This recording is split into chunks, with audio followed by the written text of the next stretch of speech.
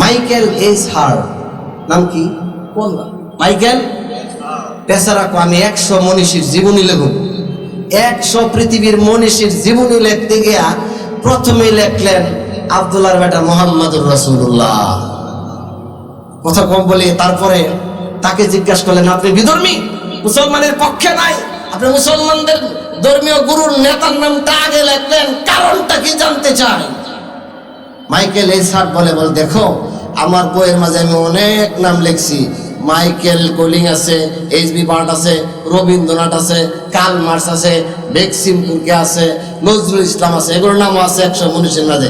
সাজাইতে চাইতে সব নাম লেখলেন, কিন্তু প্রথম নামটা আমি এই জন্য লিখলাম, এই বেচারার জীবন গবেষণা করলাম প্রায় 40 বার। সব মনীষীর জীবনী দেখলাম একবার, কিন্তু মুহাম্মদুর রাসূলুল্লাহর জীবনী দেখলাম 40 বার। যতবার পড়লাম তার শৈশবকাল, কিশোরকাল, বাল্যকাল, বিবাহকাল, মক্কার কাল, মদিনার কাল, জিহাদের সেই কালগুলো সব পুঙ্খানুপুঙ্খরূপে দেখলাম, যার শুরু থেকে শেষ পর্যন্ত মজা আর আকর্ষণ আর শিক্ষণীয় বিষয় ভুল তো দূরের কথা, ভুলের কোনো গ্রামও খুঁজে পাওয়া যায় না। একটা ইনসাফ, যার সামান্য পরিমাণ মস্তিষ্ক আছে, সে ব্যক্তি যাচাই করে না, সে ব্যক্তি যাচাই করে না, দল যাচাই করে না। মুহাম্মদ যে দলেরই হোক না কেন, তার নামটা আমার বইয়ে সর্বপ্রথম আসারে অগ্রাধিকার রাখে। এই মেয়ে মাইকেল এইচ হার্ট কেডা, আর তুমি কেডা? তুমি আর আমি তো মুসলমান। বেচারা বলে মুহাম্মদের কোনো তুলনাই হয় না। মুহাম্মদুর রাসূলুল্লাহ যেই কিতাবের মাঝে, যে হাদিসের মধ্যে আমাদের চলার জন্য রাস্তা বাতলায় দিলেন, একটা নিয়ে যদি গবেষণা করি আজিব হয়ে সারা রাত্র কেটে যাবে। দুই একটা বলি দেখেন। মুহাম্মদুর রাসূলুল্লাহ বলেন, এই যে কি নাম, কোন কি নাম? আপনি কোনো চিন্তা করছেন যে মহিলার আল্লাহ দাড়ি দেয় না, পুরুষকে কেন দেয়? এটা বিজ্ঞান আবার গবেষণা করে যে হরমোনের লেস-টু-1 আছে, পুরুষের মহিলাদের নাই, এই জন্য পুরুষের দাড়ি হয়, মহিলাদের দাড়ি হয় না। আমার আল্লাহ এটা বুঝান না, হরমোন টেস্টোরিয়ানের লেস নয়। আমার আল্লাহ বলেন পুরুষের এটার মধ্যে সৌন্দর্য, নারীর এটার মধ্যে অসৌন্দর্য, আর পুরুষের এটার মধ্যে কুওয়াত শক্তি, নারীর এটার মধ্যে অশক্তি। পুরুষরা টাকনুর উপরে কাপড় পরবে, এটার মধ্যেই পুরুষের শক্তি। মহিলারা টাকনুর নিচে কাপড় পরবে, এটাই শক্তি। দীর্ঘ কয়েকশো বছর গবেষণা কইরা এখন বিজ্ঞানীরা পায়ালাইছি। কি পাইছ? যে পাগলা দাড়ি রাখে সে 19টা রোগ থেকে বাইসা যায়। আপনার কি রোগের লাগিয়া বাঁচার লাগা দাড়ি রাখছেন না? মুহাম্মদুর রাসূলুল্লাহ সুন্নত। কথা বলেন, কে লাগা রাখছেন? একটা পালন করলেন সুন্নত, আর দুনিয়াবি 19টা রোগ থেকে আল্লাহ আপনাকে বাঁচায় রাখবেন। বিজ্ঞান বলেন, এই হুজুরা যে কিতাবে যে পড়ে, মা আসফালা মিনাল কাবাইনি মিনাল ইজারি ফিন্নার। ও দুনিয়ার পুরুষেরা, তোমরা খুব ভালো করে আর ঠান্ডা মাথা শুনো। তোমরা যখন প্যান্ট পরবা অথবা পায়জামা পরবা অথবা লুঙ্গি পরবা, অবশ্যই তোমাদের প্যান্ট এবং পায়জামা লুঙ্গিটা যাতে টাকনুর উপরে হয়, নিচে যাতে না যায়। আসফালা মিনাল কাবাইনি মিনাল ইজারি ফিন্নার, ওই অংশটুকুই আল্লাহ তাআলা জাহান্নামের জন্য অবধারিত করে রাখছেন। নাউজুবিল্লাহ। এটা কি রে, জাহান্নামে যাইব কে? টাকনুর উপরে আর নিচে। এখন আবার এই ওয়াশটা মহিলারা বুঝা রয়েছে, স্যার পুরুষরা বুঝে না। মহিলারা দিয়ে সব টাকনুর উপরে, উঠতে উঠতে অনেক হাঁটুর উপরে। আর আমারে আবার আপনারা ভুল বুঝেন না, টাকনুর উপরে নিচে আমার চেয়ে বেশি কি নাও বুঝতে পারে। আমিও তো ভার্সিটি স্টুডেন্ট, তাও সরকারি কলেজের ইংলিশ ডিপার্টমেন্টের। মহিলাদের কি পইরা আসে একটু না একটু আমার জানা আছে। টাকনুর নিচে তো দূরের কথা, উপরে প্রশ্ন আয় না, বেশিরভাগ হাঁটুর উপরে। আর পুরুষেরা টানতে টানতে টানতে টানতে একদম নিচেই চলে গেছে। কিছু কিছু বুজুর্গ আবার মসজিদে এসে করে, মসজিদে গিয়ে টাকনুর উপরে পড়ো আর মসজিদের বাইরে নিচে পড়ো। এটা কোন বুজুর্গ মিয়া? স্টোনলেট। বিজ্ঞানীরা বলেন থাইরোমিনিয়াস স্টোনলেস। এই টাকনুর মাঝে সূর্যের আলো আর বাতাস লাগার কারণে ব্লাড সার্কুলেশনের, জীবনের ব্লাড প্রেসার হইয়া অথবা ব্লাড ক্যান্সার হইয়া জিন্দেগিতে একটা মানুষ মারা যাবে না। মুহাম্মদুর রাসূলুল্লাহ বললেন, যে ব্যক্তি টাকনুর উপর কাপড় পরে। দুনিয়ার ফায়দাগুলো দেখেন, 19টা ফায়দা এরকম লেখলেন। আল্লাহ এমনি আমাদের এখানে দাঁড়িয়ে দিলে আর রাসূল এমনি বলেন নাই টাকটুর পরে কাপড় পরো। সবচেয়ে বড় যে প্রবলেমে ডাক্তারের কাছে দৌড়াদৌড়ি করেন বাংলাদেশের যুবকরা, 1 নম্বর রোগের কারণ হলো টাকটুর নিচে কাপড় পরা। আল্লাহ রাসূলের একটা হাদিসগুলো ফলো করেন, আল্লাহর কসম দেখবেন আল্লাহ দুনিয়ার বড় বড় মহামারী থেকে আল্লাহ তাআলা হেফাজত করবেন। জোরে বলেন না সুবহানাল্লাহ। আল্লাহ রাসূল সাল্লাল্লাহু আলাইহি ওয়াসাল্লাম বলেন, বক্তাইলে আমার কয়ে, যখন তোমরা রাত্রে শুইতে যাও তখন তোমরা খাবারের পরে সাথে সাথে শুইও না, ডান কাতে শুইবা। বলে কে? বলে কেন? এটা আল্লাহ রাসূল বলছে, এটা হয় তোমাদের জন্য উপকার। বিজ্ঞানী হাদিস ভুল ধরতে গিয়ে রিসার্চ করতে শুরু করলেন, ডান কাত আর বাম কাতের মধ্যে কি পার্থক্য আমার জানতে হবে। বিজ্ঞান বলে স্টোমাকের স্টোমাক সার্কুলেশন হওয়ার জন্য বাম পাশের দিক দিয়া স্টোমাক থেকে শরীরের হজম হয়। এবার যদি চাপ লাইগা তোমার নালি দিয়া খাবার ঢুকতে পারবে না, ডিউডেনামিক আউর পেপটিক নামক গ্যাস্ট্রিক আলসার হতে পারে। এখন বলে ডাক্তাররা বলে সব সময় রাত্রে শোয়ার সময় ডান কাতে শোয়ার চেষ্টা করবেন। ১,৫০০ বছর আগে আল্লাহর হাবিব বলেন, এটার মাঝে রয়েছে তোমাদের জন্য মহৌষধ। সুবহানাল্লাহ বলেন না? আল্লাহ তাআলা, তোমরা চা খাও, দোকানে গিয়া বলে চা খাই, গরম দুধ খাও বলে খাই, আর কি গরম খাও, কত কিছু খাই, সাবধান ফু দিও না, ফু দিও না, ফু দিয়ে খাইও না। আবার বাদাম ফু দিয়ে খায়, সমস্যা নেই, গরমের কথা বলছে, ফু দিয়ে খাইও না। কেন ফু দিয়ে খাইও না? একটু আগে আবার শুনলেন, মানুষ যেটা গ্রহণ করে অক্সিজেন, ওই যে আপনাকে পাঞ্চিং করে হার্টটাকে সুদম করে বাইর হইলেন, এখন হয়ে গেল carbon dioxide. Carbon dioxide equal to ২০। ২০টা সবচেয়ে বেশি গরম পানিতে ঢুকে ফু দিলেই তোমার ফুটা হলো ২০। ২০ আর চা খায়া তোমার লাভের জায়গা ক্ষতি। 2 দিন পরে তোমার শরীরে তো ব্যথা লাগে। আল্লাহ রাসূল এতদিন আগে বললেন মজা লাগে না, এখন দুনিয়ার সব ডাক্তাররাই বলে ফু দিয়া কোনো গরম খাওয়া যাবে না, এটা স্বাস্থ্যের পক্ষে ক্ষতিকর। স্বাস্থ্যের পক্ষে রাসূল সাল্লাল্লাহু আলাইহি ওয়াসাল্লাম বলেন, ফজরের নামাজের সময় আল্লাহর পক্ষ থেকে জান্নাতের একটা স্পেশাল বাতাস মানুষের শরীরে আসে, এটা খুবই উপকার। উপকার শব্দটা হাইলাইট কইরা গবেষণা কইরা ডাক্তাররা হাতে কিছু রাখার পরে 600 বছর পরে এখন আপডেট মানুষের একটা আজীব একটা রোগের নাম ডায়াবেটিস।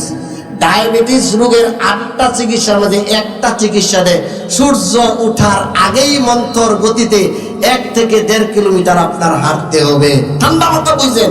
সূর্য ওঠার আগেই মন্থর গতিতে 1 থেকে 1.5 কিলোমিটার, 18 থেকে 2000 গজ পর্যন্ত আপ ডাউন করতে হবে। কারণ কি বলে, এই রক্তটা যখন তরল হয়ে যায় হাঁটার মাঝে এটার ফেনার সৃষ্টি করে স্বাভাবিক হয়ে ডায়াবেটিস কন্ট্রোলের কারণ।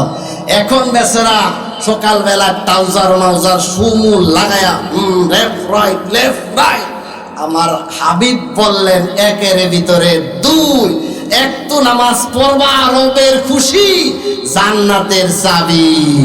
2 নম্বর তোমার দেহের শক্তি, সুস্বাস্থ্য হওয়ার লক্ষণ। তখন লেপ গাইদা শুইলা, এখন ডাক্তার সূর্য ওঠার আগে মন্থর গতিতে দৌড়াইবা। এটা খুব সুন্দর প্রেসক্রিপশনটা মানার জন্য মানুষ পাগল হইয়া যায়। ও মানুষ, ডাক্তারকে পৃথিবীতে যত ডক্টররা ডাক্তার নিয়ে গবেষণা করে, বৈজ্ঞানিকরা বিজ্ঞান নিয়ে গবেষণা করে, তো দার্শনিকরা দর্শন নিয়ে গবেষণা করলেন, ঐতিহাসিকরা ইতিহাস নিয়ে গবেষণা করে বললেন, মুসলমানদের যে হোলি কোরআন ধর্মীয় গ্রন্থ, সেই কোরআনের সামনে আমাদের এই থিওরিগুলো কোনো কাজেই আসে না। বিজ্ঞানী ফ্যারাডে, ফ্রান্সের বিখ্যাত একটা বিজ্ঞানী ফ্যারাডে, সে আবিষ্কার করলেন কি জানেন? বিদ্যুৎ। এই যে বাতি জ্বলতেছে এত অত্যাধুনিক, এর পিছনে সবচেয়ে বড় মেহনত করলেন বিজ্ঞানী ফ্যারাডে। ফ্যারাডের নামটাই জানলেন, বিজ্ঞানী ফ্যারাডে বিদ্যুৎ আবিষ্কার করলেন। ফ্যারাডের বিদ্যুৎ আবিষ্কার পিছনে একটু তো চেষ্টা করে দেখলেন না? রাইট ব্রাদার্স বিমান আবিষ্কার করলেন। বাংলাদেশ থেকে সৌদি আরবে 6 ঘন্টা চলে যান, 12 ঘন্টা আমেরিকা চলে যান। ওই 2 উইলবার রাইট আর ওলবার রাইট, রাইট ব্রাদার্সের ইতিহাস তো দেখলেন না? এই বিজ্ঞানী ফ্যারাডে কোরআনের কারিমের সূরা বাকারার একটা আয়াত দেখলেন, পানির নিচে ঐশী শক্তি বিশাল আগুন, বলেন পানির নিচে ঐশী শক্তি আগুন কোথায়? তার প্রায় 7 বছর গবেষণা করে সেই পানি থেকেই পৃথিবীর শ্রেষ্ঠ বিদ্যুৎ আবিষ্কার করলেন।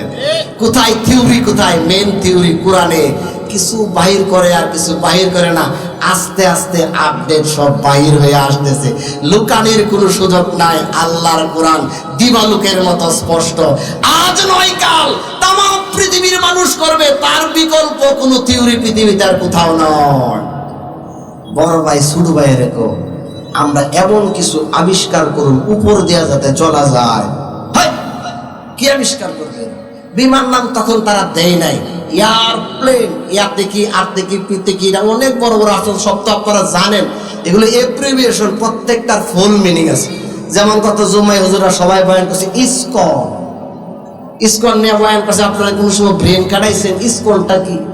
ইসকন ইন্টারন্যাশনাল, আইতেল ইন্টারন্যাশনাল, ইন্টারন্যাশনাল সুপ্রিম ডেয়ারিং, অনেক বড় লেখছে যে এটা হিন্দুদের কি বড় একটা সংস্থা। ইন্টারন্যাশনাল কৃষ্ণ কনসাইনেস, এটা বড় নাম দিলেন যে একটা হরি কৃষ্ণ সংগঠন নামে। এটা কেন করলেন, কখন করলেন, কাদের জন্য করলেন কোনোদিন দেখুন নাই? মুসলমান খালি খাওয়ার পরও তোমাদের ঘরে ঘরে দোকানে PEPSI পেপসি, পেপসি ইসরায়েলের একটা পণ্য, তারা লিখে দিলেন পেপসি খাও, আমাদেরকে দাও। কি দাও?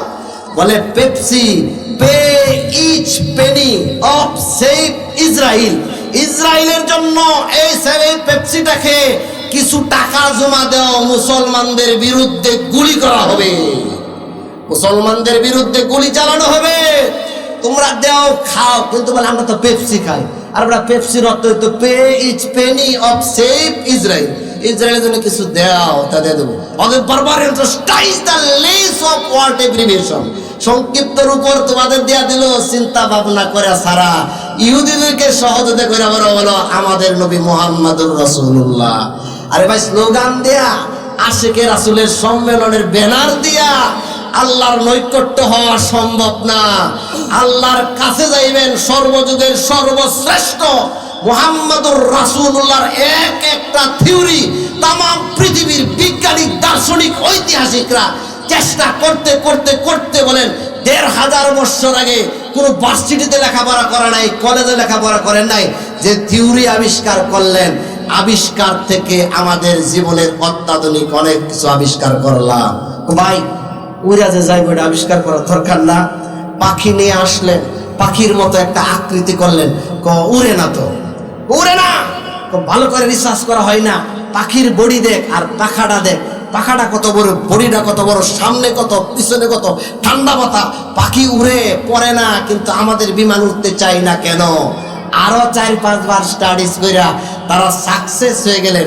তাদের মূল থিওরিকে কেন্দ্র করে এখন আপডেট বিমান বানায় পৃথিবীর এক প্রান্ত থেকে আরেক প্রান্ত পর্যন্ত চলে যায়। মূল থিওরি সূচনা করলেন কোরআনে কারীম থেকে। সুবহানাল্লাহ বলেন। আবিষ্কার করবেন দূরের কথা, পড়তেই তো জানেন না। মুসলমান পড়তেই জানি না, মসজিদে যাই, হুজুরে আসছে না, মসজিদে যান, আপনারা তো নামাজ রুকু জানেন না, সেজদা জানেন না, তিলাওয়াত জানেন না, সূরা ফাতিহা জানেন না, নামাজের ওয়াজিব জানেন না, 2 রাকাত নামাজে কয়টি মাসালা কিছুই জানেন না, আর রাস্তায় গিয়ে নামবে খালি বলেন এই বাংলা। বাংলার খুব স্লোগান যে আপনারা কত বড় জানেন, কিন্তু স্লোগান কোনটা দেওয়ার কথা খবর নাই। আপনার নেতা কেডা কিভাবে বলেন? সূচনাতেই খুতবার বললাম, মান তাশাব্বাহা বিকাউমিন ফাহুয়া মিনহু। আপনি যে দল করেন ওই দলের লিডারের সঙ্গে হাসরের ময়দানে আপনি দাঁড়াবেন। তোমার লিডারের নাম কি? আমার লিডারের নাম জাতির পিতা বঙ্গবন্ধু। তোমার লিডারের নাম কি? আমার লিডারের নাম জিয়াউর রহমান। আমার লিডারের নাম এরশাদ। আমার লিডারের নাম উম্মু। আমার লিডারের নাম উম্মু। ওই আল্লাহ গুরু ঠিক আছে, ভালো লিডার, হের যে গতি তোর এই গতি, আল্লাহ আকবার। সে রেড সিগনালে বামে আছে, খালি পিছনে যা, ওর কোনো হিসাব পিসাব নাই, বিনা হিসেবে লাল করে এক করে আয়না করে জীবনের লেগে ঘুমা যাও। হাদিস মান তাশাব্বাহা বিকাউমিন ফাহুয়া মিনহুম। এখন আপনি বলবেন যে আমি মুহাম্মদুর রাসূলুল্লাহর দল করি, আপনার বক্তব্য গোষ্ঠী মারা হোক। আপনি খালি চিন্তা করেন মানব দেহে মুহাম্মদের কি সুন্নত, সকাল থেকে সন্ধ্যা পর্যন্ত, সন্ধ্যা থেকে সকাল পর্যন্ত কয়টা আল্লাহর হক নষ্ট করলেন, কয়টা নবীর হক নষ্ট করলেন, কয়টা ইসলামের হক নষ্ট করলেন, কয়টা মুসলমানদের বিরুদ্ধে কলম লেখলেন, আপনার সেই কলম দিয়ে কয়টা মানুষের বিরুদ্ধে লেখলেন। আপনি বিসিএস ক্যাডার হইয়া আপনি সুপ্রিম কোর্টের প্রধান বিচারপতি, আপনার লক্ষ লক্ষ ভ্যান গাড়ি, ঠেলা গাড়ি, কৃষক এবং গার্মেন্টসের শ্রমিকের ট্যাক্সের পয়সা দিয়া আপনার বিচারকের কলম কিনা হয়। আপনার কলমটা যদি এই মুসলমানদের বিরুদ্ধে, ইসলামের বিরুদ্ধে চলে, আপনার মতো জালেম, আপনার মতো বেইনসাফি লোক পৃথিবীতে নয়, আল্লাহর আদালতে দাঁড়ায় জবাব দিতে হবে। বেটা নিরপরাধ কয় ফাঁসি। আমি তো যুবলীগের সাধারণ সম্পাদক, কয় বেকসুর খালাস। আরে মিয়া, তোমার কলম, তোমার পোশাক, তোমার গাড়ির ভাগের এই ট্যাক্সের জন্য আমরা মেহনত করিয়া আমাদের শ্রমিক ভাইদের ট্যাক্সের পয়সা দিয়ে তোমাদের গাড়িতে ফ্ল্যাগ ওঠে, আর তোমরা সাধারণ গ্লাসের ভিতরে একটা মানুষ খুন করিয়া দেয়, বিনা আসামিরে আসামি বানায় দাও, আসামিরে বিনা আসামি বানায় দাও।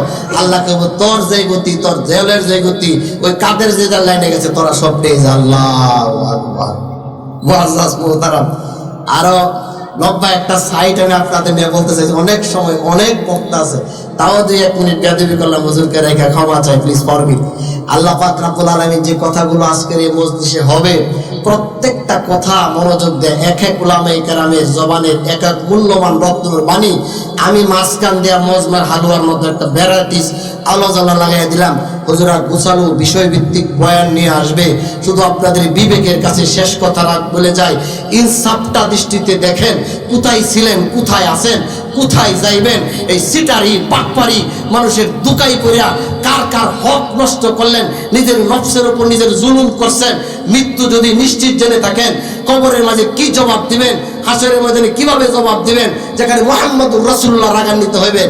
ইনসাফটা কায়েম করার জন্য নিজ নিজ জায়গা থেকে বিবেচনা করেন, দেখবেন আল্লাহ আপনার কপাল খুইলে দিবে, আর মাহফিল কামিয়াব হয়ে যাবে। আমি কোথায় আছি, কোথায় যাব, কেন যাব, কি করতেছি, কি ভুলে আছি, কোন দলে আছি, দেখবেন আল্লাহ তাআলা কপাল খুইলা দিবে। আল্লাহ পাক রব্বুল আলামিন আমাদের সকলকেই ইনসাফের মতো ব্যক্তি গঠন করে, ইনসাফপ্রিয় রাষ্ট্র কায়েম করে, মানুষের হকগুলো, জনগণের হকগুলো পুঙ্খানুপুঙ্খরূপে আদায় করে, আর মৃত্যুর আগে ঈমান নিয়ে যাতে ইন্তেকাল করতে পারি। আল্লাহ আমাকে আপনাদের সকলকে তৌফিক দান করুন। ওয়া আখিরু দাওয়ানা আলহামদুলিল্লাহি রাব্বিল আলামিন।